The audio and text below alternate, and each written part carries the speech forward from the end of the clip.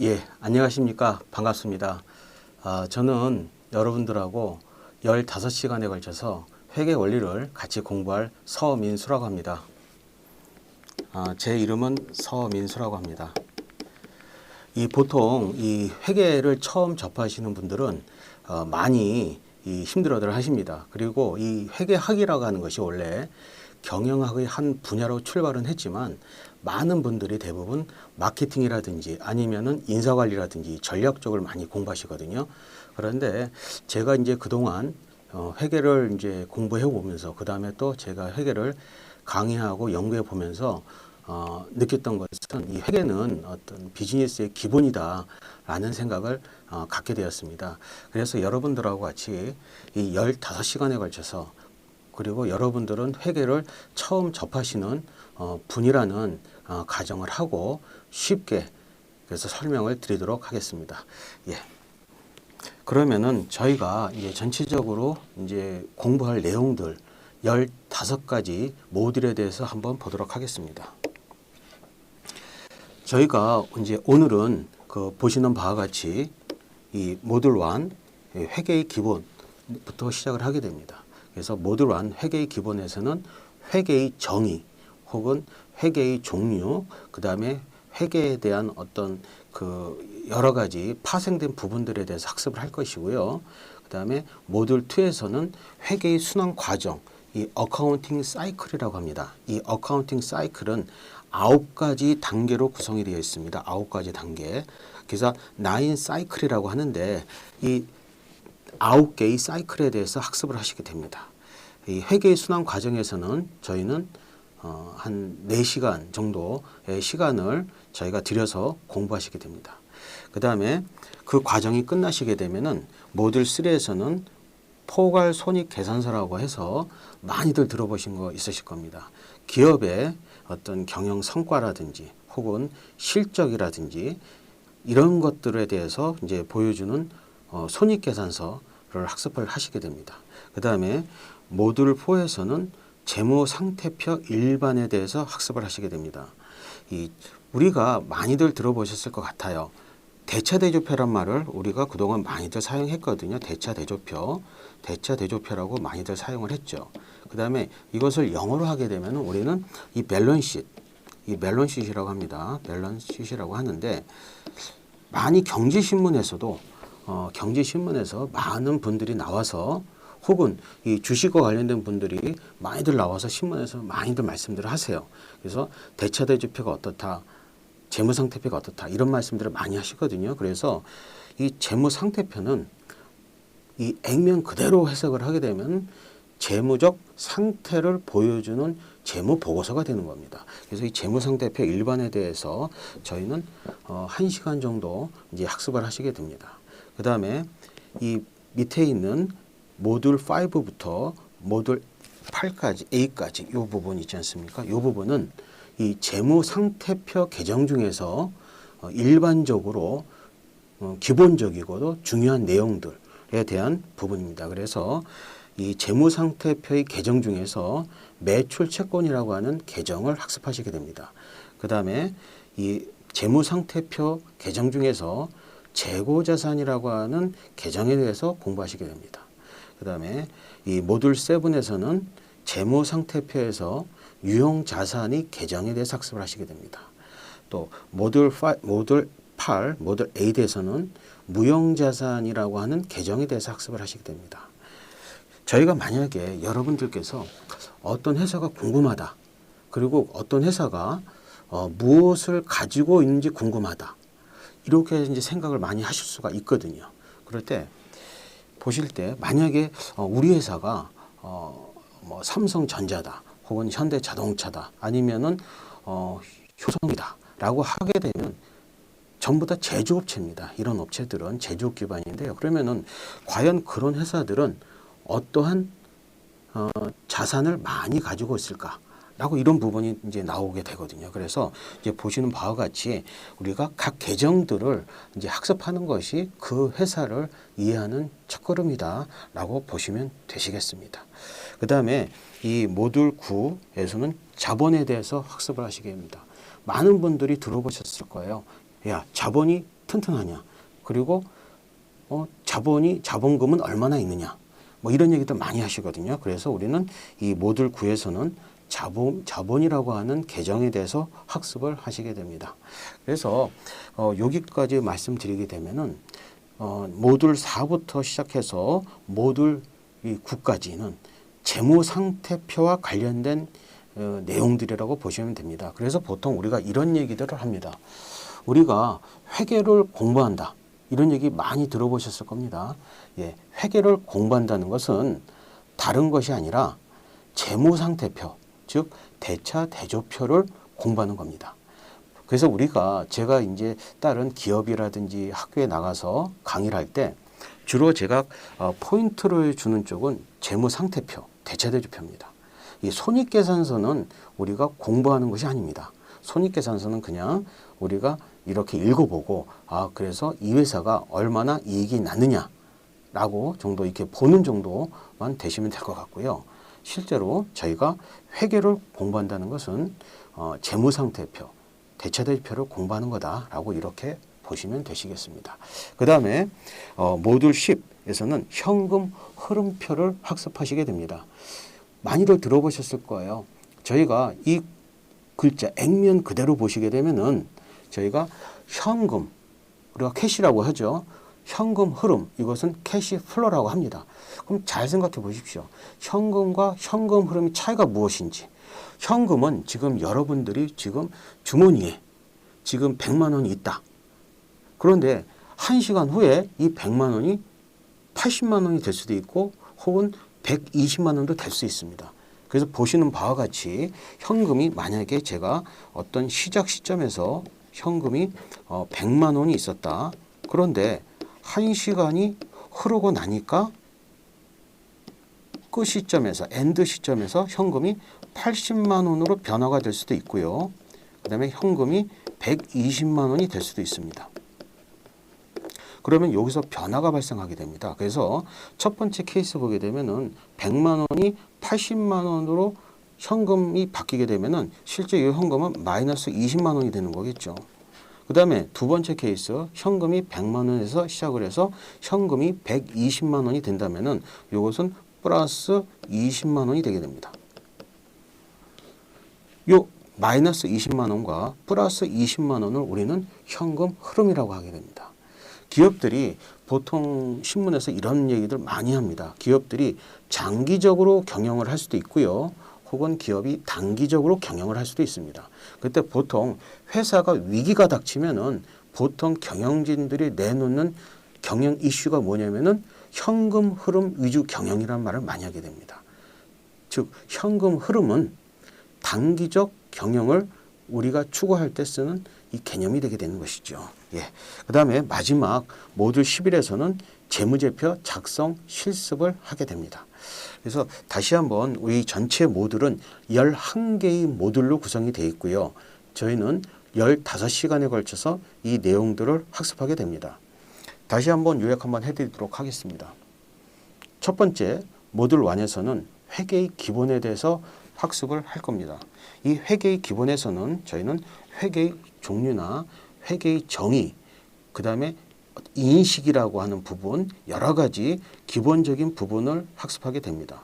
그 다음에 모듈 2에서는 회계의 순환 과정, 어카운팅 사이클이라고 합니다. 이 어카운팅 사이클에는 9가지 단계가 있다고 말씀을 드렸습니다. 이 과정을 통해서 여러분들은 어떻게 해서 회계가 기록이 되고 궁극적으로는 어떻게 해석이 되는 전체적 과정을 이해하시게 됩니다. 그 다음에 모듈 3에서는 포괄손익계산서, 기업의 경영 실적, 경영 성과를 알려주는 손익계산서를 학습하십니다. 그 다음에 모듈 4부터 시작해서 모듈 9까지는 재무상태표에 대한 내용들을 학습하실 겁니다. 조금 전에 말씀드린 바와 같이 회계를 공부한다 라고 하게 된다는 것은 바로 재무상태표를 학습하는 거다라고 이렇게 생각하시면 되시겠습니다.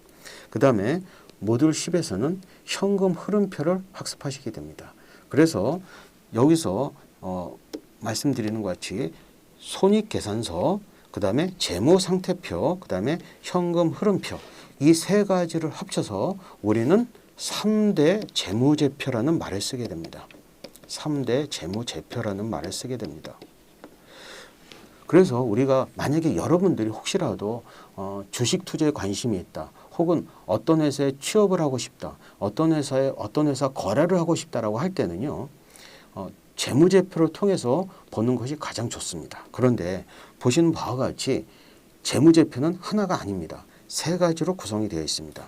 첫 번째는 손익계산서, 두 번째는 재무상태표, 그 다음에 마지막은 현금 흐름표. 그래서 보시는 바와 같이 재무제표의 세 번째 글자 이 제자는 재군들 할 때 사용하는 이 제자입니다. 즉, 이 복수 형태입니다. 그래서 우리가 만약에 여러분들께서 기업을 이해하고 싶다면은 손익계산서 하나만 딸랑 보는 것도 안 되는 것이고요. 재무상태표 하나만 딸랑 보는 것도 안 되는 것이고요. 그 다음에 역시 마찬가지로 현금 흐름표 하나만 본다 하더라도 이해가 안 되실 겁니다. 즉, 재무제표를 포괄적으로 이해하셔야지만 그 기업을 이해할 수가 있게 됩니다.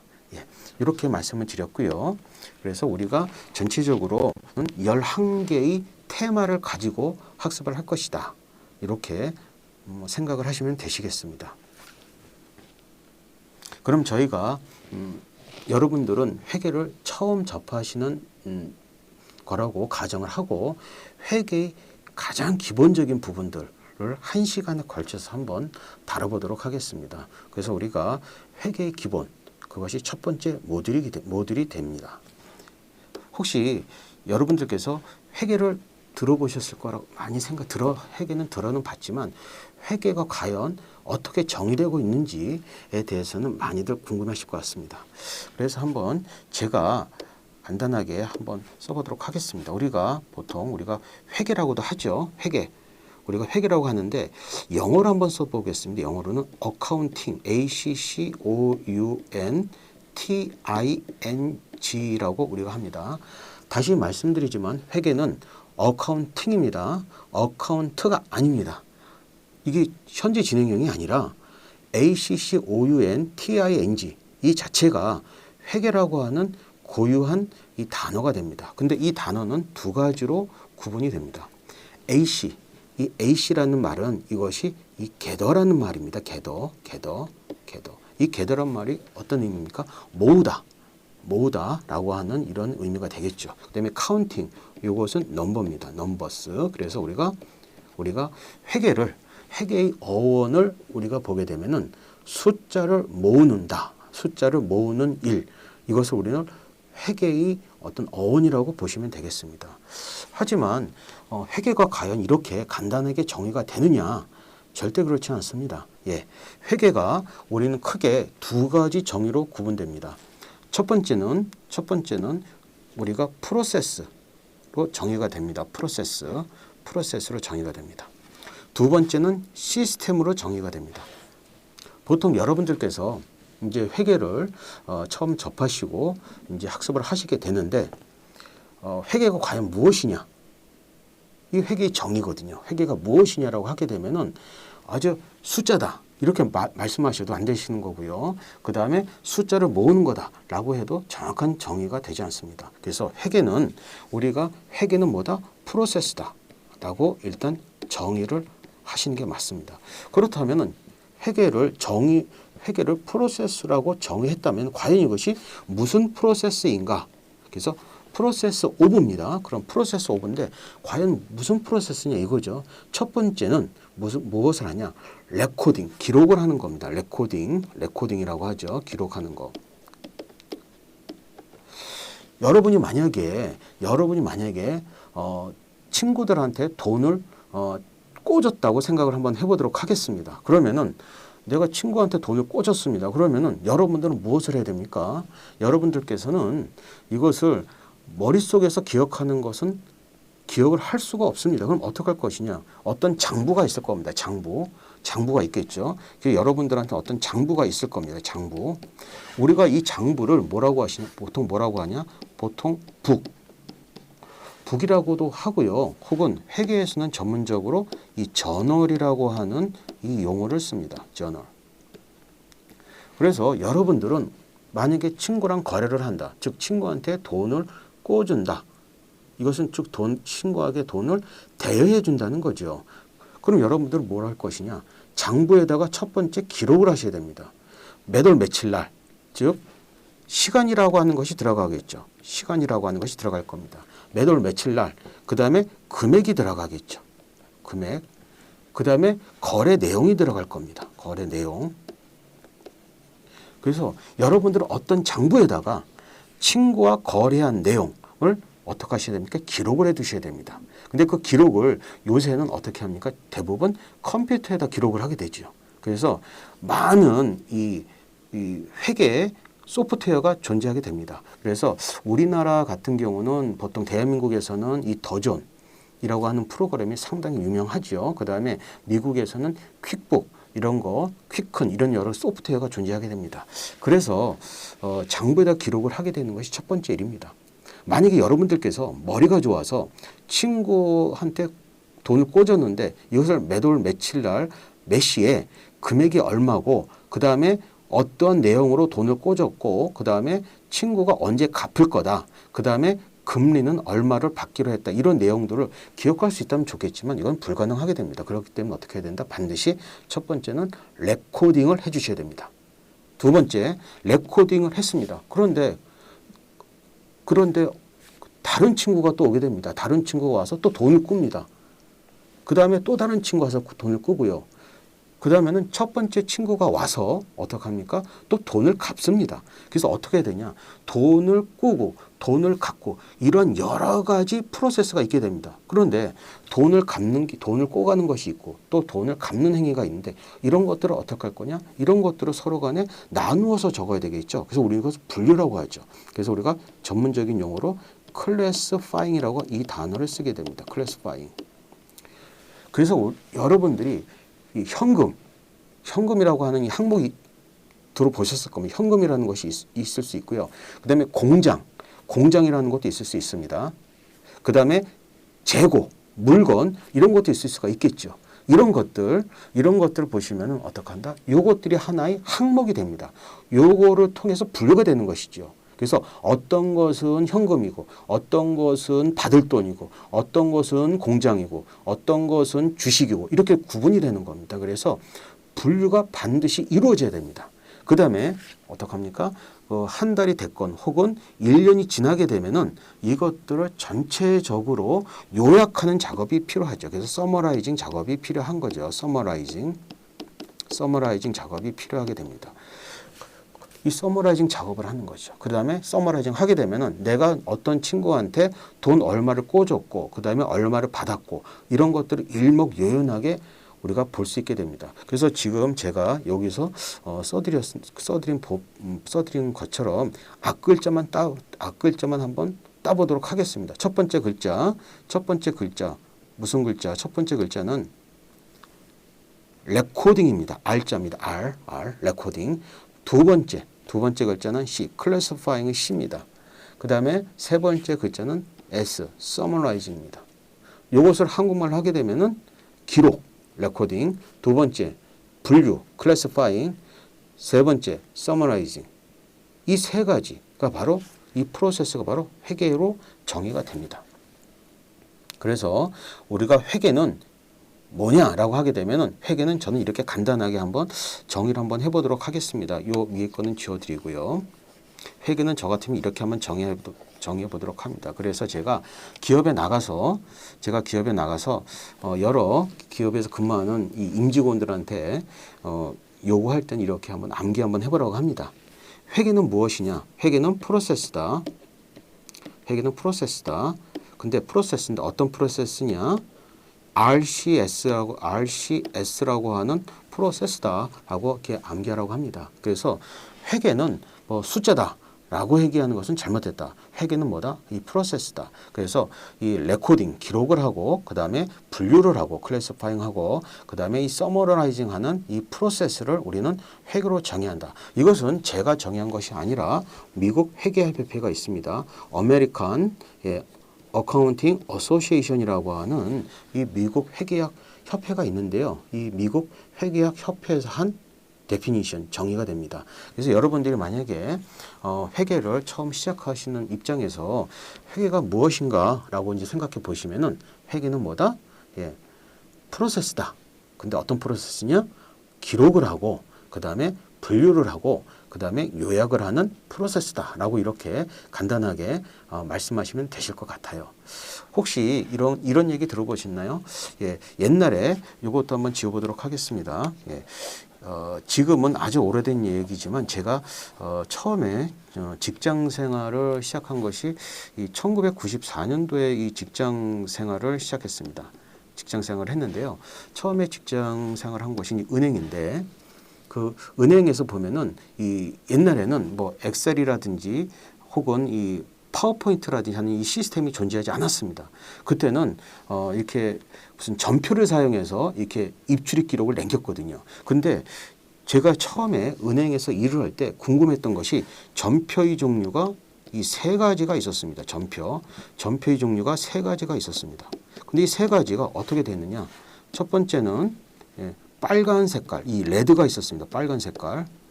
두 번째 전표는 우리가 블루 색깔이 있었습니다. 블루. 그 다음에 세 번째 전표는 이 그린 색깔이 있었습니다. 제가 처음에 궁금했던 것이 이거였습니다. 은행에서 처음 직장생활 하면서 전표를 한 가지 색깔, 즉 검은 색깔이라든지 혹은 빨간 색깔 하나만 있으면 될 텐데 왜 굳이 이 색깔별로 이렇게 만들었을까라는 생각을 했거든요. 그런데 다 이유가 있었습니다. 이 빨간색 전표는 우리가 입금만 하는 전표입니다. 즉 만약에 어느 그 고객이 와서 어느 고객분이 오셔갖고 돈을 100만 원을 맡기면서 입금하라고 했는데 푸른 색깔 전표를 넣게 되면은 그것이 잘못된 위치에 찍히게 됩니다. 그 다음에 두 번째, 이 블루, 푸른 색깔 전표는 우리가 출금 전표라고 하게 됩니다. 출금 전표. 그 다음에 이 마지막 전표 그린 색깔은 이 사고 접수와 관련된 이 전표입니다. 그러면은 이렇게 색깔별로 분류된 전표를 가지고 은행원들이 이제 일을 하게 되는 거죠. 업무를 보면서 하루에 그 고객분이 만약에 돈을 입금합니다. 그럼 어떡합니까? 이렇게 해서 기록을 남기겠죠. 그래서 컴퓨터에 놓고 전표를 해서 기록을 남깁니다. 그 다음에 또 출금을 하는 경우도 마찬가지고요. 그 다음에 어느 고객분이 전화가 와서 신용카드를 분실했다 이렇게 연락이 올 수가 있거든요. 그때는 그린색 전표를 넣습니다. 그래서 이렇게 다 레코딩을 하는 거죠. 그 다음에 마지막 옛날에 은행은 4시에 끝났습니다. 그래서 9시부터 4시까지 일을 했는데 그럼 4시가 되면 어떡하냐?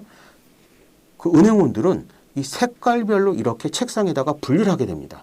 이것이 바로 클래시파잉, 분류를 하는 거죠.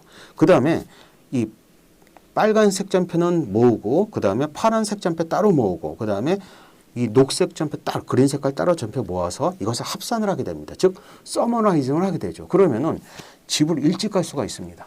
즉 어떻게 되냐? 어떻게 보면은 이 회계라고 하는 정의, 프로세스 오브 레코딩, 그 다음에 클래시파잉, 서머라이징, 요거는 바로 뭐다? 우리 비즈니스 하는 프로세스랑 똑같다고 보시면 되겠습니다. 예, 이렇게 보시면 되겠고요. 그 다음에 또 하나, 이 미국에서 1929년에 대공황이 일어나게 됩니다. 그러면서 기업들이 여러 가지 회계 부정을 저지르게 됩니다. 그러면서 이제 많은 이제 그 회계 담당자들 혹은 이 회계 협회에서 많은 고민을 하게 됩니다. 그래서 어떡하냐? 이 회계를 단순하게 이 프로세스만 정의하면 되겠느냐라고 하는 의문을 제기하게 됩니다. 그러면서 새롭게 나온 개념이 바로 뭐다? 정보 제공 시스템, 즉 정보 제공 시스템으로 해석을 합니다. 즉 인포메이션, 정보가 인포메이션이라고 하죠. 정보를 제공하는 이 시스템이다라고 보시면 되시겠어요. 예, 그래서 정보 제공 시스템이다라고 보시면 됩니다. 예, 정보 제공 시스템라고 보시면 되겠죠. 예. 그래서 우리가 회계는 크게 두 가지로 이게 정의가 될 수가 있습니다. 첫 번째는 뭐다? 첫 번째 정의는 바로 프로세스라고 하는 이렇게 할 수가 있을 것이 같고요. 그 다음에 두 번째는 시스템으로 우리가 정의할 수가 있게 됩니다. 그래서 프로세스라고 하는 개념, 그 다음에 시스템이라는 개념 두 가지로 구분할 수 있습니다. 그래서 우리가 요건 한번 제가 다시 지워버리고요. 예, 그래서 다시 지우고 시작하겠습니다. 그래서 회계의 정의, 회계의 정의는 크게 두 가지가 있다. 두 가지가 있다. 첫 번째는 뭐다? 회계는 프로세스다. 어떤 프로세스냐? 예, 그 레코딩을 하고 그 다음에 클래시파잉을 하고 그 다음에 서머라이징을 하는 프로세스다 라고 이렇게 정의를 할 수가 있고요. 두 번째는 바로 뭐다? 두 번째는 정보를 제공하는 프로세스다.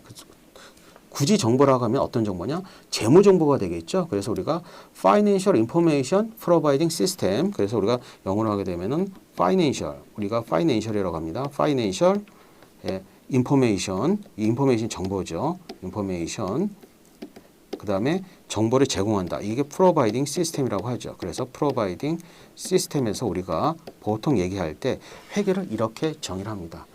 저 개인적으로는 저는 이 애초의 개념, 기본적 개념인 이 프로세스의 접근법을 저는 이제 선호합니다만, 이제 요새는 주로 이제 재무제표를 여러 기업의 이해 관계자들에게 정보를 제공한다는 관점에서 시스템의 관점에서 많이들 이제 그 해석을 하고 있습니다. 예.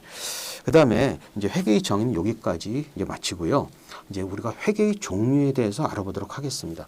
회계의 종류, 여기서 딱 보시는 것처럼 어떤 생각이 드십니까? 회계의 종류가 딱 세 가지가 있느냐? 물론 회계의 종류가 여러 가지가 있습니다. 그런데 우리가 회계는 제가 말씀드린 것처럼 어떻게 한다? 어카운팅이라고 말씀드렸거든요. 어카운팅. 그 다음에 어카운팅 세 가지가 있죠. 그 다음에 보시는 것처럼 파이낸셜 어카운팅이라는 것이 있습니다. 파이낸셜 어카운팅. 우리는 이것을 재무회계라고 합니다. 두 번째, 이 관리회계라는 것이 있는데 이것은 매니저, 관리자들이 쓰는 회계다라고 해서 매니저리얼 어카운팅이라고 합니다. 그 다음에 원가회계라고 하는 것이 있는데 그것은 코스트 어카운팅이라고 합니다. 여러분들이 많이들 헷갈리는 것이 우리가 이 파이낸스라고 많이 하거든요. 파이낸스라는 거 있습니다. 파이낸스. 우리는 이것을 재무라고 하죠. 혹시 여러분들께서 시간이 나셔서 옥스퍼드 사전이나 혹은 구글링을 하셔서 이 재무와 재무회계를 한번 비교해 볼 수가 있는데, 이 많은 분들이 헷갈리세요. 기업에서도 이 회계와 이 재무를 많이 혼동해서 사용하십니다. 예. 근데 말씀드린 것처럼 회계는 반드시 어카운팅이고요. 그 다음에 재무는 파이낸스입니다. 그래서 먼저 파이낸스를 우리가 할 것은 아니거든요. 그런데 파이낸스의 정의를 미리 아는 것이 좋을 것 같아서 말씀드리도록 하겠습니다. 파이낸스는 이렇게 정의가 됩니다. 파이낸스는 이 사이언스입니다. 이 사이언스. 그래서 우리가 사이언스라고 하죠. 사이언스. 과학이라고 합니다. 과학. 사이언스는 과학이라고 합니다. 근데 과학은 과학인데 무슨 과학이냐라고 보면은 바로 이 매니징 많이 하는 거거든요. 매니징 많이. 그래서 우리가 돈을 관리하는 과학. 이것이 바로 이제 재무거든요. 재무입니다. 이 보세요. 여기 재무회계는 파이낸스가 아닙니다. 파이낸셜 어카운팅이라고 정의가 되어 있는 것이고요.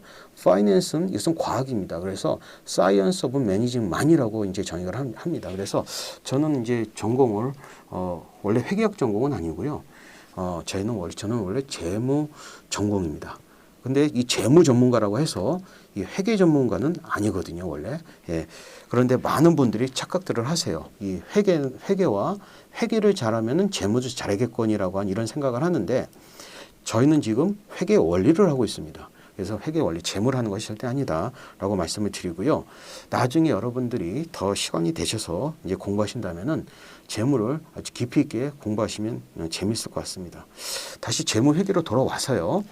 재무는 잊어버리고 재무는 뭐다? 재무는 과학이다. 근데 어떤 과학이냐? 돈을 관리하는 과학이다 보니까 무지하게 복잡합니다. 여러분들이 신문에서 보는 무슨 선물, 옵션, 그 다음에 자본 지출 분석, 아주 복잡한 이야기들이 많이 나오거든요. 투자에서 결정, 이런 얘기들, 이런 파생 상품들, 이런 것들을 다루는 것이 재무고요. 재무회계는 그것이 아닙니다. 재무회계는 그렇게 어렵지가 않고, 재무회계는 지금 말씀드린 것처럼 제가 프로세스 혹은 시스템이라고 말씀을 드렸죠. 그래서 재무회계를 한번 이렇게 이 세 가지를 한 번에 설명드리도록 하겠습니다. 우리가 이게 보시면은 이런 그림을 그릴 수가 있어요. 이런 그림을 그릴 수가 있는데, 이런 그림을 그릴 수가 있습니다.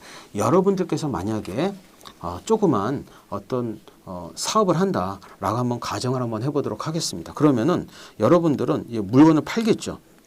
물건을 팝니다. 물건을 판다고 가정을 해볼게요. 물건을 팔고 싶어. 즉 셀을 하고 싶어요.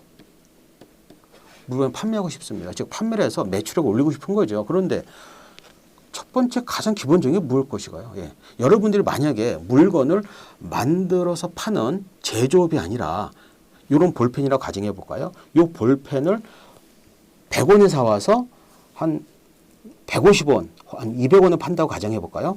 100원에 사와서 200원에 판다는 가정을 합니다. 그럼 여러분들은 이 판매 가격, 즉 200원을 결정하기 위해서 가장 기본적인 것은 바로 뭐다? 원가를 아셔야 돼요. 얼마에 사왔는지 그 원가를 알아야 되는 거예요. 그래서 여기가 가로 밑에 깔려 있는 것이 바로 이 원가입니다. 원가. 우리가 이것을 우리가 코스트라고 하죠. 코스트. 그래서 여기 보시는 것처럼 우리가 이 원가 회계가 있지 않습니까? 그럼 원가 회계라는 것은 회계의 종류의 한 분야인데 그럼 원가 회계에서는 무엇을 추구하는 것이냐? 바로 딱 하나 요 글자입니다. 원가 계산입니다. 원가 계산. 여러분들이 이 펜을 100원에 사왔다고 해서 과연 이것을 100원에 팔 거냐? 그럼 안 되겠죠. 100원에 사오고 그 다음에 이거 사올 때 여기에 들어가는 여러 가지 운임비가 존재합니다. 그 다음에 요거를 창고에다 보관하겠죠. 그 다음에 창고에다 보관한 후에 물건이 바로 팔리는 것이 아니라 일정 기간 동안 창고에 있게 됩니다. 그러면은 과연 이것을 얼마에 팔 것이냐, 즉 200원에 팔기로 가정을 했다 한다라도 과연 이 원가가 얼마인가, 즉 그냥 구매한 100원인가, 아니면은 수송비, 운송비 10원을 합한 110원인가, 아니면은 창고 보관료 10원을 합한 120원인가 라고 하는 이런 고민을 할 겁니다. 즉 원가 회계에서는 무엇을 하느냐, 원가 계산을 하는 것이 주목적입니다. 그러면 이런 원가 계산을 기본으로 해서 관리자들은 의사결정을 하겠죠. 그래서 요것을 얼마에 팔 것이다. 그 다음에 요거를 팔면 얼마의 이익을 남길 것이다. 얼마의 이익을 남길 것이다. 그 다음에 내년도 사업은 나는 또 내년도 사업은 이렇게 해서 예산도 편성해 보겠다. 이렇게 계획을 짤 수가 있거든요. 요것이 바로 관료회계입니다. 관료회계입니다. 여러분들 엑셀 많이 하실 것 같아요. 젊으신 분들은. 그래서 이 관료회계는 주로 이 엑셀과 관련이 돼 있다라고 말씀을 드리고요. 그럼 이렇게 예산도 짜고 계획도 짜고 해서 일을 하지 않습니까? 그러면 1년이 지나죠. 그러면 1년이 지나고 나면 바로 어떻게 되는 겁니까? 내가 돈을 얼마나 벌었는지를 계산을 하게 됩니다. 바로 이것이 재무회계입니다. 재무회계. 이렇게 가는 거죠. 그래서 구조적으로 보면 이렇게 본다고 생각하시면 되실 것 같아요. 처음에 원가 회계를 통해서 기본을 깔았다가 관리 회계로 갔다가 다시 재무 회계로 가는 이런 그림이 그려지게 됩니다. 그래서 원가 회계에서는 원가를 계산하고요. 관리 회계에서는 관리를 하는 것이고요. 관리를 한다. 그럼 무엇을 할 것이냐? 예산도 할 것이고요. 그 다음에 이윤도 계산할 것이고요. 여러 가지 복잡한 일들을 하게 되죠. 그 다음에 마지막으로 어떻게 하냐? 재무회계에서는 바로 손익계산서라는 것이 나오게 되죠. 돈을 얼마나 벌었는지 1년 동안 이런 내용들 이제 하게 되는 거죠. 그래서 1, 2, 3 세 가지 종류가 회계의 종류가 됩니다. 그래서 첫 번째 재무회계라는 것이 있고요. 두 번째 관리회계라는 것이 있고요. 세 번째 원가회계가 있게 됩니다. 저희는 무엇을 공부할 거냐? 저희는 오로지 재무회계만을 공부합니다. 이 과목 지금 우리가 공부하고 있는 것이 회계 원리거든요. 그런데 이 회계 원리라고 하는 그 앞에 무엇이 붙어 있느냐? 우리가 지금 회계 원리를 하고 있거든요. 회계 원리를 하고 있는데 그 앞에 무엇이 생략되어 있습니다. 바로 무엇이다? 재무. 재무 회계 원리를 학습하는 겁니다. 저희가 하는 거는요. 예, 관리 회계를 공부하는 것이 아닙니다. 그다음에 저희는 원가 회계를 하는 것이 아닙니다. 그렇기 때문에 말씀드리지만 우리가 하는 것은 재무 회계를 하는 것이다. 라고 보시면 되시겠어요. 다시 이렇게 해서 말씀드리면은 회계의 종류에는 세 가지가 있다. 첫 번째는 뭐다? 예, 재무회계. 두 번째는 관리회계. 세 번째는 원가회계다. 예, 하고 우리가 공부하는 회계는 무슨 회계다?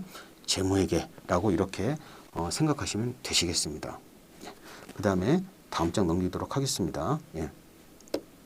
다음 장 넘기면은 우리가 이제 여기서 앞에서 회계의 정의와 회계의 종류에 대해서 학습을 했습니다. 그런데 회계에서 가장 중요한 거, 즉 재무회계에서 가장 중요한 것이 바로 무엇이냐면은 이거 회계 항등식, 회계 항등식이 참 중요하게 됩니다. 우리가 많이들 이런 거 있죠. 항등식이 뭐겠습니까? x 플러스 y는 z다. 이거거든요. 이게 바로 항등식입니다. 그래서 회계에도 이 항등식이 있게 되는데 이것이 어떻게 되면 가장 기본적인 개념입니다. 이 모든 회계는 이 항등식으로 구성이 되어 있습니다. 회계의 항등식으로 구성이 되어 있습니다.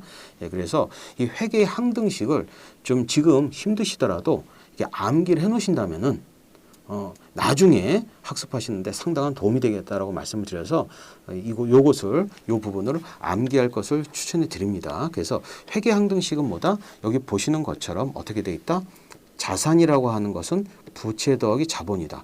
나는 지금 여러분들은 지금 자산이 무엇인지도 지금 확실치도 않고 또 부채는 얘기 많이 들어봤거든요. 그 다음에 자본도 많이 들어봤어요. 그런데 이것이 무엇인지 확실히 정의를 내릴 수도 없고 이해가 안 되는데 이 항등식을 외우라고 이렇게 요구하는 것은 조금 무리가 있겠지만 한번 보도록 하겠습니다. 여러분들 자산이라는 얘기 많이 들어보셨을 것 같아요. 자산. 이 가장 중요한 게 회계에서 가장 중요한 개념이 바로 이 세 가지 개념입니다. 첫 번째 자산이라는 개념과 부채라는 개념이고 그다음에 자본이라는 이 세 가지 개념이 제일 중요합니다. 그래서 자산. 혹시 여러분들은 자산이 있으신가요? 예. 내가 질문 던져보겠습니다. 여러분들께. 여러분들은 혹시 자산이 있으세요? 자산은 조그만 거라도 이렇게 하나쯤 갖고 있을 것 같습니다. 여러분들이 이런 얘기들 많이 하시죠. 친구도 자산이다. 과연 친구가 자산일까요? 예? 이렇게 한번 질문 제가 던져보는 겁니다. 우리가 자산 생각하게 되면 일단 여러분들의 머릿속에서 자산은 어떻다? 어떤 느낌이 듭니까? 느낌만 생각해 보세요. 자산은 일단 첫 번째 좋은 것 같다라는 것, 좋은 것 같다. 좋은 것. 이런 생각이 머릿속에 확 들어오실 것 같아요. 좋은 것 같다. 물론 좋겠죠. 자산이 가장 대표적인 게 무엇이냐? 바로 현금이거든요. 캐시. 현금입니다. 현금 많으면 좋죠. 예, 많으면 좋습니다. 그래서 우리가 자산 하면 떠오르는 것은 첫 번째, 좋은 것 같다. 두 번째, 소유하고 있다라고 하는 이런 느낌만 있으시면 됩니다. 자산. 그 다음에 두 번째, 부채는 뭐다? 나쁜 것 같다라고 생각하시면 되겠죠. 나쁜 것 같다. 두 번째, 빚지고 있는 것 같다. 빚지고 있다라는 이런 느낌이 드시면 되겠습니다. 그럼 부채는 뭐다? 이것은 언젠가는 빚지고 있다는 것은 뭐 어떻게? 갚아야 한다라고 하는 이런 느낌이 드실 겁니다. 그럼 자산은 좋은 거고 그다음에 자산은 소유하는 것 같고 이렇게 생각하시면 되겠습니다. 그럼 부채는 뭐냐? 나쁜 것 같고 빚지고 있기 때문에 언젠가는 갚아야 되는 거. 그럼 자본은 뭐냐라고 이제 하게 되면은 자본은 이렇게 생각합니다. 자산에서 부채를 뺀 거라고 이렇게 정의를 합니다. 이렇게 정의합니다. 여러분들이 그냥 직관적으로 이해하신다면은 자산은 뭐다? 자산은 좋은 거고 내가 소유하고 있는 거다. 만약에 저도 자동차가 있고요. 그다음에 저도 집이 있고요. 저도 노트북이 있습니다. 요 펜은 제 건 아니지만 이 펜이 제 거라고 하면 제가 소유하고 있는 거죠. 이거 자산 이렇게 생각하시면 되겠죠. 근데 부채는 뭐다? 제가 신용카드를 씁니다. 그러면 신용카드 보통 카드 결제일은 27일이거든요. 그럼 카드 결제일 27일에 제가 이제 카드 쓴 거를 갚아야 되겠죠. 제가 이제 자동차에다 기름을 넣거나 혹은 제가 어떤 노트북을 사거나 하게 되면은 제가 이제 빚을 지게 되지 않습니까? 요 빚을 언제 갚냐? 27일날 보통 갚습니다. 그래서 이렇게 갚아야 되는 거 부채 맞죠. 그러면 자본은 뭐냐? 자산에서 부채를 뺀 거래. 이렇게 감이 잘 안 오죠. 그래서 어떻게 할 거냐? 요거를 요 개념에서 벗어나서 좀 쉽게 한번 제가 예를 들어서 한번 설명 한번 해드리도록 하겠습니다. 예를 들어서 한번 설명 한번 해드리겠습니다. 제가 옛날에 제가 차가 차가 오래됐는데 제가 2005년도에 차를 샀습니다. 그런데 이 그랜저라고 하는 이 차가 있거든요. 그랜저. 근데 요거를 이 자동차를 샀습니다. 요 자동차를 샀는데 어떻게 샀냐? 자동차가 얼마냐면 3,300만 원 하더라고요. 그 당시에 3,300만 원. 근데 요걸 어떻게 샀냐면은 저는 이렇게 샀습니다. 제가 가지고 있는 내 돈이 있었거든요. 내 돈. 내 돈이 얼마였냐면은 내 돈이 그 당시에 한 1,500만 원을 아마 내 돈을 주고 샀고요. 또 들어갔고 그럼 1,800만 원이 비지 않습니까? 이 1,800만 원 비는 거, 요 1,800만 원은 제가 이 현대캐피탈에서 이 3년 동안 갚기로 약속을 하고 대출을 받았습니다. 그래서 이거는 현대캐피탈에서 제가 이렇게 빚을 졌습니다. 1,800만 원. 이게 바로 자산, 부채, 자본이 보여주는 겁니다. 그래서 보시는 것처럼 이 자산이라고 하는 거 여기 정의가 나와 있죠. 그래서 어떡하냐? 제가 지금 한번 말씀해 보겠습니다. 제가 2005년도에 즉 과거 사건의 결과죠. 과거죠. 2005년도에 결과로 여기 보시면은 현재가 있습니다. 현재가 빠져 있죠. 현재 통제하고 있고 제가 자동차를 소유하고 있고 저 자동차는 제 명의가 돼 있고 제 자동차는 아무도 못 씁니다. 그렇기 때문에 현재 시점 바로 현재 시점에서 제가 어떻게 자동차를 통제하고 있습니다. 즉 현재 시점에서 소유하고 있죠. 그 다음에 저는 이 자동차를 제가 미래에도 계속 일정 기간 몇 년 동안 더 어떤 사용을 할 것 같습니다. 그래서 즉 저는 자동차를 운전하고 다니면서 여행도 다닐 수 있고요. 그 다음에 제가 강의도 다닐 수도 있고 제가 또 일을 보러 다닐 수 있습니다. 그래서 미래에 이런 혜택들이 나오게 되죠. 네. 그래서 이 자산을 이렇게 정의하게 되면은 이렇게 정의가 됩니다. 이렇게 과거에 현대 자동차와 거래를 해서 현재 제가 소유하고 있지 않습니까? 자동차를. 그 다음에 미래에도 계속해서 자동차를 운전하면서 혜택이 나오게 됩니다. 이 세 가지 정의를 충족하는 것이 바로 뭐다? 이것이 바로 자산입니다. 즉 우리가 보통 자산 이렇게 얘기하게 되면은 자산은 소유하는 것, 그 다음에 자산은 좋은 것 이렇게 정의를 하거든요. 그런데 원래 국제 재무보고 기준 저희가 나중에 제가 자세하게 말씀을 드릴 건데 국제 재무보고 기준에서는 이렇게 정의가 되어 있습니다. 즉 자산이란 무엇이냐? 에셋은 과거 사건의 결과로 현재 소유하고 있고 미래 경제적인 혜택이 즉 효익이 되는 것 이것이 바로 자산. 바로 이것이 자산입니다. 자산이죠. 그럼 부채는 무엇이냐? 부채는 요거로 반대말입니다. 과거, 현재, 미래는 똑같은데 여기 보시는 것처럼 부채는 과거의 거래를 통해서 그 다음에 현재 소유하는 것이 아니죠. 현대캐피탈의 돈을 소유하는 것이 아니라 현재 부담하고 있다고 얘기했죠. 부담. 현재 부담하고 있고 그 다음에 미래 어떻게 한다? 미래 혜택을 보는 것이 아니라 미래 희생을 한다라고 하는 이런 개념으로 접근하는 겁니다. 그래서 이렇게 보시는 것처럼 부채는 과거의 거래를 통해서 현재 부담하고 있고 미래에 희생당하는 것 이것이 바로 뭐다? 이것이 부채의 정의가 됩니다. 여기 정의죠. 현대캐피탈.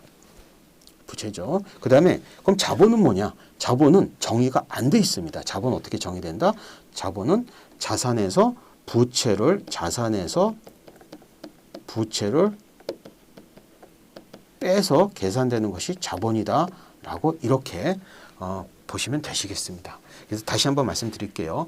회계 항등식이 회계에서는 가장 중요한 컨셉입니다. 개념인데 자산이라고 하는 것은 요 자산이죠. 현대자동차.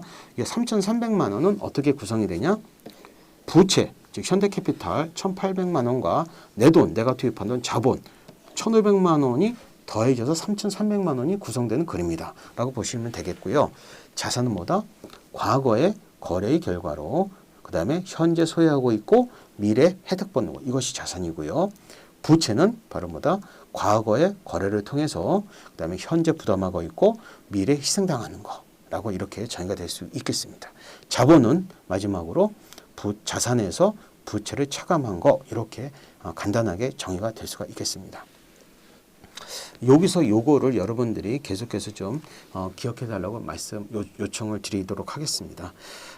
나중에 이 자산, 부채, 자본의 개념은 나중에 뒤에서도 보시도록 하겠습니다. 그 다음에 다음 페이지 보도록 하겠습니다. 그래서 회계 항등식 지금 저희는 뭐 했습니까?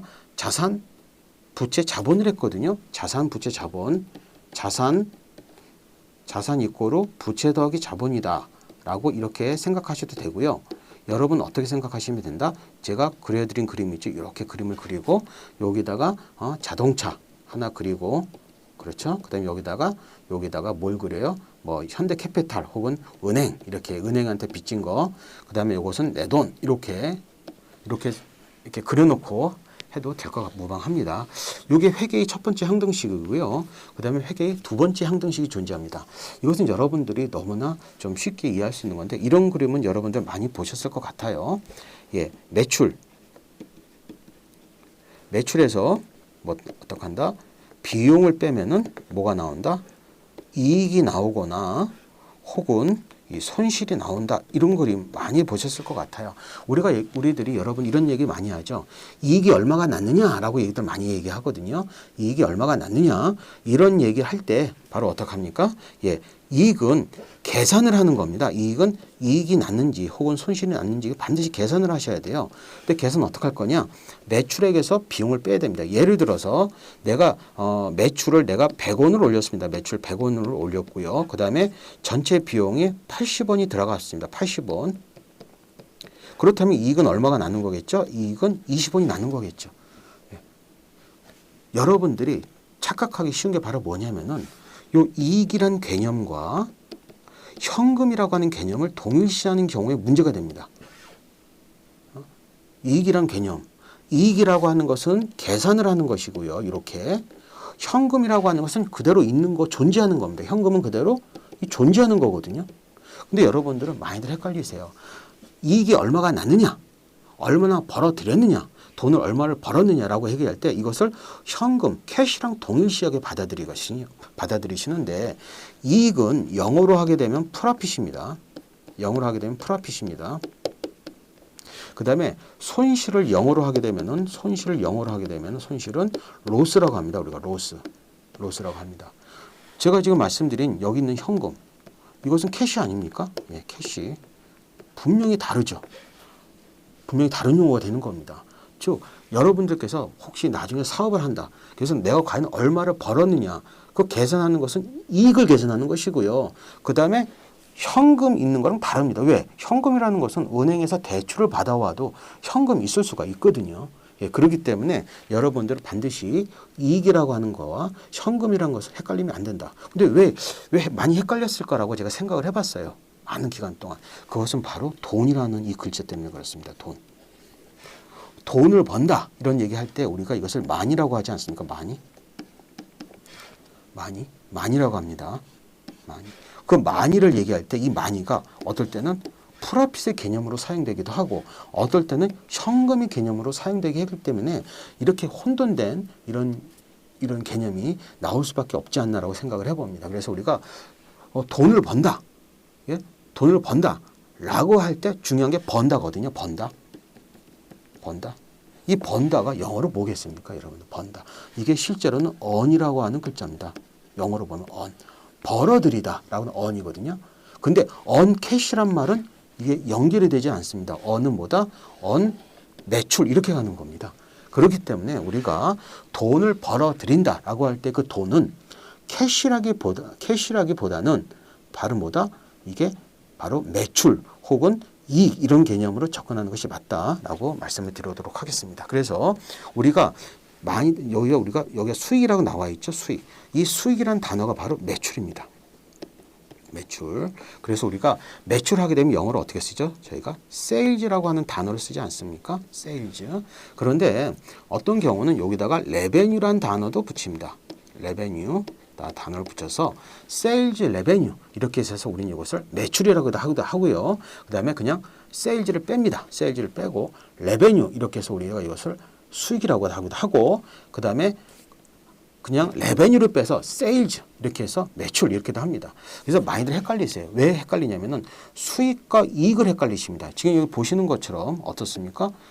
이 수익이란 단어가 그 다음에 이익이란 단어가 끝에가 익자가 들어가거든요. 그러다 보니까 이게 헷갈리는 거예요. 그런데 우리가 전문가들끼리 얘기할 때는 수익 얼마 났냐라고 얘기하다면 매출을 물어보는 겁니다. 즉 이익을 물어보는 것이 아닙니다. 지금 이 상황에서 한번 얘기해 볼까요? 이 상황, 여기 지금 상황이 있지 않습니까? 이 상황에서 얘기해 볼까요? 이 상황을 보고 수익이 얼마냐라고 물어보면은 수익은 100원입니다. 그 다음에 이익은 얼마냐 하게 되면 이익은 20원이 되는 겁니다. 그런데 이렇게 사용 안 하고 매출이 얼마냐라고 하게 되면 100원 이렇게 얘기하는 거죠. 많은 분들이 헷갈리는 이유가 수익이라는 단어와 이 레베뉴라는 이 단어와 이 이익, 프로핏이라는 단어를 헷갈립니다. 혼돈을 많이 가지십니다. 그래서 여러분들한테 제안합니다. 수익이라는 단어는 레베뉴다. 즉 매출이다. 그렇기 때문에 차라리 세일즈 레베뉴라는 단어를 붙여서 기억을 하신다면 절대 잊어먹지 않을 겁니다. 그래서 매출입니다. 그래서 매출이고요. 그 다음에 두 번째 이 비용이라는 게 있죠. 이 비용은 여기서 expenses라는 단어를 쓰게 됩니다. expenses. 여러분들은 또 이런 생각도 하실 거예요. 어떤 생각 드시냐면은 아까 비용을 또 코스트란 얘기를 많이 들어보셨거든요. 그래서 우리가 이 코스트란 단어도 많이 들어보셨거든요. 코스트란 단어도 있고, 그 다음에 우리가 expense란 단어도 있고, 너무 헷갈린다. 이렇게 많이들 얘기할 수가 있으세요. 그래서 제가 곰곰이 생각해 보니까 이걸 잊어먹지 않는 방법. 이 코스트는 우리가 보통 원가라고 하죠. 그 다음에 expense는 우리가 비용이라고 합니다. 비용이라고 하죠. 근데 지금 우리가 재무회계를 하고 있거든요. 재무회계에서는 주로 코스트란 단어를 안 씁니다. 즉 무슨 단어 쓰냐? 재무회계에서는 expenses라는 단어를 사용하고요. 원가회계나 그 다음에 관리회계에서는 코스트란 단어를 많이 주로 사용하게 됩니다. 근데 어떻게 됐든 간에 코스트와 익스펜스 이 두 개념이 원가와 비용에서 헷갈리거든요. 그럼 헷갈리지 않는 방법 알려드리도록 하겠습니다. 어떡하냐? 요 앞에다가 코스트 앞에다가는 붙여서 기억하시면 됩니다. 프로덕트 코스트 이렇게 기억하시면 되시겠고요. 두 번째 expenses 앞에다가는 period라는 글자를 붙이면 됩니다. period 이렇게. 그럼 잊어먹지 않게 됩니다. 그래서 여러분들이 만약에 코스트란 단어, 이 원가라고 하는 단어와 그 다음에 expenses, 이 비용이라는 단어를 헷갈린다. 어떤 게 구분이 잘 안 간다라고 하시면 어떡한다? 추천사항 앞에다가 어떤 단어를 한번 붙여보십시오. 바로 뭐다? 원가, 코스트 앞에다가는 프로덕이라는 글자를 붙여도 되시고요. 혹은 여기다가 또 서비스라는 말을 붙여도 되거든요. 서비스 코스트. 저 같은 사람은 제조업체가 아니거든요. 주로 저 같은 경우는 이 서비스, 즉 컨설팅 서비스라든지 강의라든지 어떤 다른 용역 서비스를 하기 때문에 저 같은 경우는 서비스 코스트라고 붙이는 게 맞을 것 같습니다. 그 다음에 제조업체에서는 이 프로덕트, 이 제품이거든요. 제품 원가라고 붙이는 게 맞겠죠. 그 다음에 요거 있죠. 비용 앞에다가는 피리어드를 붙여서 어떻게 하는데 이것은 기간 비용 이렇게 되는 거죠. 기간 비용 이렇게 암기하시면 되겠고요. 그 다음에 이 프로덕은 앞에다 이 코스트는 앞에다가 프로덕을 붙였기 때문에 제품 원가라고 이렇게 붙이시면은 여러분들 혼돈을 안 하실 것 같습니다. 그래서 이렇게 한번 추천을 드려요. 그래서 수익 매출이죠. 매출에서 비용을 빼면은 이익이 개선돼서 나온다. 근데 혹은 손실이 나올 수 있다 이거죠. 그래서 회계의 두 번째 항등식은 바로 뭐다? 수익에서 비용을 뺀 이익. 이것이 바로 두 번째 항등식이 되겠습니다. 예. 그런데 여러분들이 이제 어떤 사업을 한다라고 가정했을 경우에 많은 생각들을 하세요. 어차피 우리가 돈 벌려고 하는 거 아니겠습니까? 이게 모든 우리가 여러분들이 학교를 졸업해서 취업을 하고 어떤 가정을 운영하시려고 하더라도 반드시 돈이 있어야 되거든요. 그러다 보니까 기업도 마찬가지거든요. 그래서 기업에서 가장 중요한 개념이 이 수익입니다. 매출입니다. 기업에서 가장 중요한 개념이 하나가 바로 뭐다? 이 매출이거든요. 매출입니다. 즉 기업이 매출을 언제 잡느냐?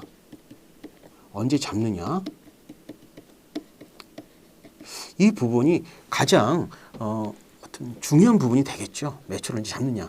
즉 언제 장부에다가 기록하느냐 이거거든요. 어때 장부에다가 기록하느냐 이 부분이거든요. 우린 이것을 전문적인 용어로 수익인식이라는 단어를 사용하게 됩니다. 수익인식. 그래서 말씀드리도록 하겠습니다. 수익을 영어로 하면 뭐라고 그랬습니까? 우리가 레베뉴라고 그랬죠. REVNUE 레베뉴라고 하고요. 레베뉴. 인식은 우리가 인식한다. 우리 인식한다고 그래요. 우리 전문적인 용어로 레커그니션이라고 씁니다. 이것은 회계 전문 용어입니다. 레커그니션. 그래서 우리가 볼 때 매출을 장부에다가 기록하는 거. 이것을 우리는 수익 인식이라고 하거든요. 그런데 여기서 인식이라는 단어가 뭐다? 머릿속에서 하는 것이 절대 아니다.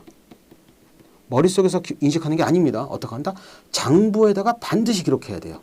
장부에다가 기록해야 된다. 장부에다가 기록을 반드시 해주셔야 됩니다. 그래서 우리가 수익 인식이다라고 얘기할 때는 우리가 어떻게 한다? 장부에다 기록하는 거다. 그 다음에 매출을 언제 잡을 거냐가 바로 수익 인식입니다. 그래서 이거 한번 제가 한번 읽어볼까요? 수익은 이렇게 돼 있죠. 회계 기간 동안, 회계 기간이라고 하게 되면은 1월 1일부터 12월 31일까지 보통 얘기들 하죠. 우리 이제 한국이나 아니면 미국 같은 데서는 주로 회계 기간을 1월 1일에서 12월 31일까지로 주로 회계 기간 잡습니다. 이 회계 기간. 근데 일본 같은 경우는 이 재팬 같은 경우는 4월 1일부터 3월 31일까지로 회계 기간 하는 이 기업이 상당히 많습니다. 나라마다 다르게 됩니다. 예. 이 회계 기간 동안에 자산의 유입, 제가 아까 자산의 정에 대해서 말씀을 드렸거든요. 그다음에 자산의 유입이나 혹은 부채의 감소, 좋은 거 아니겠습니까? 예. 자산 중에서 가장 대표적인 항목이 바로 뭐다? 가장 대표적인 항목이 현금이라고 했거든요. 그럼 현금이 유입된다. 이거 좋은 거죠. 그다음에 부채의 감소, 빚을 갚을 게 줄어드는 거죠. 예? 이거 형태로 나타나는 경제적 효익의 증가. 그래서 보통 우리가 얘기할 때 이 경제적 효익은 한마디로 하면 캐시라고 보셔도 무방하다라고 생각하시면 됩니다. 그래서 경제적 효익의 증가, 즉 수익은 뭐다? 일정한 회계 기간 동안에 자산이 유입되고 그다음에 부채가 감소되는 형태로 나타나는 경제적 효익의 증가, 이렇게 정의가 됩니다. 예, 됐고요. 그래서 여기 보시면은 이 유입의 개념과 유출의 개념이 있게 됩니다. 그래서 뒤에서 이제 다루겠지만 과연 이 매출을 언제 잡을 것이냐, 즉 수익을 언제 인식할 거냐가 이 회계에서 가장 중요한 이 개념이 됩니다. 예, 이렇게 보시도록 하시고요. 그 다음에 이제 수익 인식 여기 또 나타납니다. 두 번째. 그래서 수익을 인식하기 위해서는 즉 인식한다. 이게 뭐다? 장부에다가 기록하기 위해서는 이렇게 제가 적어보도록 하겠습니다. 즉 매출을 장부에다가 기록하기 위해서는 제가 제조업이라고 할까요? 제품이죠. 제품. 영어로 하면 이거 프로덕이죠. 프로덕입니다. 프로덕이라고 하죠. 그럼 우리가 상품은 뭐라고 그러죠? 이 상품을 우리가 커머더티라고 합니다. 그냥 상품은 커머더티라고 하고요. 우리가 지금 여기서는 제품이라고 나왔기 때문에 제품 프로덕입니다. 그래서 제품의 유출, 즉 뭐죠? 제품의 유출이라는 게 뭐죠? 제가 제조업인데 제품을 만들었거든요. 그 만들어서 고객한테 넘겨준다는 게 바로 제품 유출이죠. 이것이 바로 유출이 뭐다? 고객에게 바로 어떻게 한다? 고객에게 넘겨준다. 고객에게 인도한다라는 말을 쓰는 거겠죠. 그 다음에 그 결과로 인해서 어떻게 한다? 자산의 유입이 있다. 이게 뭐인 거지? 결론적으로 얘기하게 되면 현금이 들어야 되는 거 아니겠습니까? 현금이 유입. 이게 있어야 되는 거겠죠. 그래서 이렇게 보시면 되시겠어요. 여러분이 만약에 기업을 하고 있어요. 여러분이 만약에 장사를 하고 있습니다. 그러면은 내가 만약에 장사를 하고 있다, 기업을 하고 있다. 그럼 제가 매출을 잡는다. 즉 수익을 인식하기 위해서는 내가 만든 제품이 유출이 일어나야 됩니다. 즉 제가 요걸 만들었다면 요것을 고객에게 넘겨줘야 되겠죠. 인도시켜야 되겠고 그 결과로 인해서 저는 무언가 다시 받을 겁니다. 근데 그것이 어음이 될 수도 있어요. 아니면은 약속 같은 게 있을 수 있거든요. 그런데 어떻게 한다? 어차피 궁극적으로 그것이 현금이 들어와야 되는 거겠죠. 그래서 이렇게 서로 교환이 이루어지는 거죠. 즉 저는 제품을 넘겨주고 그다음에 상대방 고객은 저한테 뭘 주는 겁니까?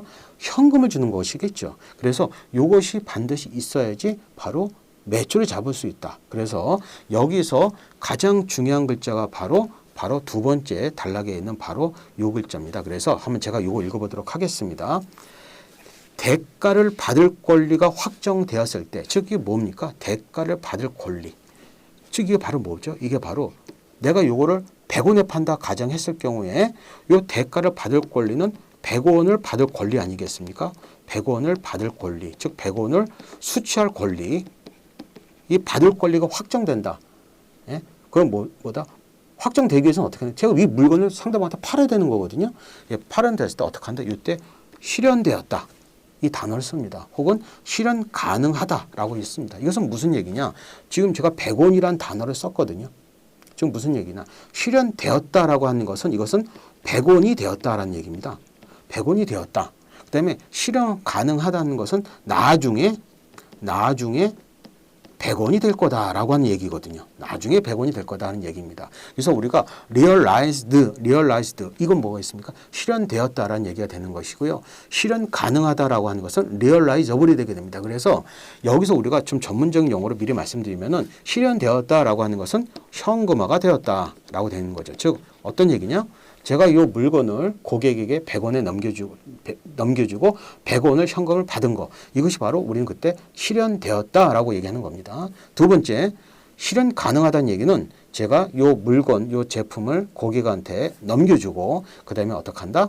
어음을 받은 겁니다. 그래서 나중에 한 1개월 후에 어떻게 한다? 이것이 현금화가 되겠죠. 그러면 일단 100원이라고 하는 받을 권리가 확정이 되는 거 아니겠습니까? 이것이. 예. 내가 물건 팔았으니까 이거 100원이 될 겁니다라고 확정이 된 거죠. 이것이 바로 우리 전문적인 용어로 우리는 외상으로 우리가 매출 올린 거 아니겠습니까? 그래서 외상, 매출금 이렇게 용어 단어 쓰는 거겠죠. 예.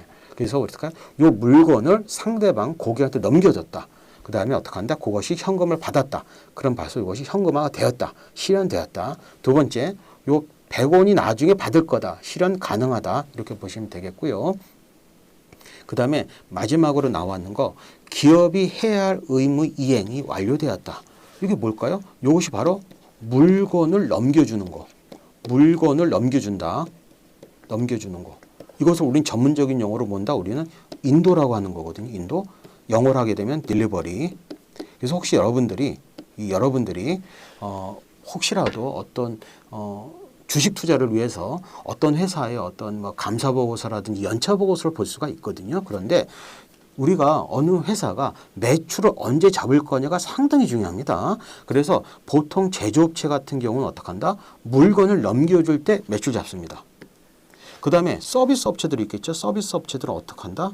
서비스 업체들은 서비스가 완료, 서비스 제공이 완료가 되면 주로 매출을 잡습니다. 이렇게. 그래서 요때 우리는 뭐가 된다? 가득되었다라고 한다라고 얘기하는 거죠. 그래서 다시 말씀드리면 이렇게 말씀드릴 수가 있어요. 어떻게 한다? 보통 우리가 제조업체가 있고요. 그 다음에 우리가 서비스 업체가 있죠. 그때 서비스 제조업체들은 언제 매출 잡느냐? 요 물건을 넘겨줬을 때, 즉 인도되었을 때, 즉 딜리버리드, 즉 딜리버리가 끝났을 때 매출 잡습니다. 즉 전문적인 용어를 하게 되면 우리는 여러분들은 보신 적 없겠지만 우리가 상업 송장이라고 하고 혹은 세금 계산서라고 하거든요. 그래서 보통 매출은 언제 잡느냐? 현실적으로 말씀드릴게요. 현실적으로 매출은 언제 잡냐면은 세금 계산서를 발행하는 시점에서 잡습니다. 발행하는 시점.